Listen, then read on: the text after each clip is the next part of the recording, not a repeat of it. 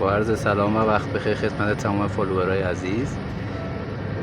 یه نکته در مورد مونتاژ تابلو پمپ های آب خواستم خدمتتون عرض کنم. تابلویی که مشاهده میکنید تابلوی یک پمپ چاه آب هست که ما اینجا یه سری حفاظت رو باش در نظر گرفتیم، مثل کنترل فاز که حتما باید شما در نظر بگیرید، کلید مینیاتوری و رله کنترل بار.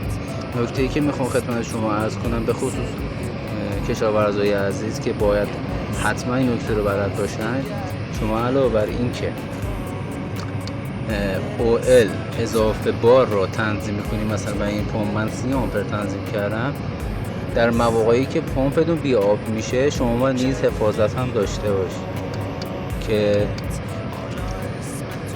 تو قسمت کنترل بار UL زمانی که پمپتون بی آب میشه شما باید تشخیص بدید و اگه بی آب باشه و کار کنه احتمال سوختن پمپتون هست. به خصوص این پمپی که من الان تابلوشو بستم برای چای 100 متری هست که اگه بی آب بشه و بسوزه تعویضش کمی سخت است.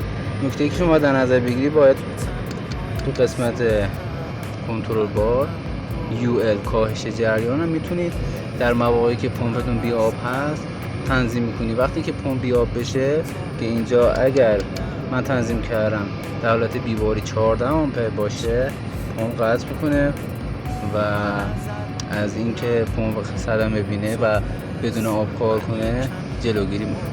خیلی ممنون. امیدوارم که این پست به دردتون خورده باشه و نهایت استفاده رو برده باشه.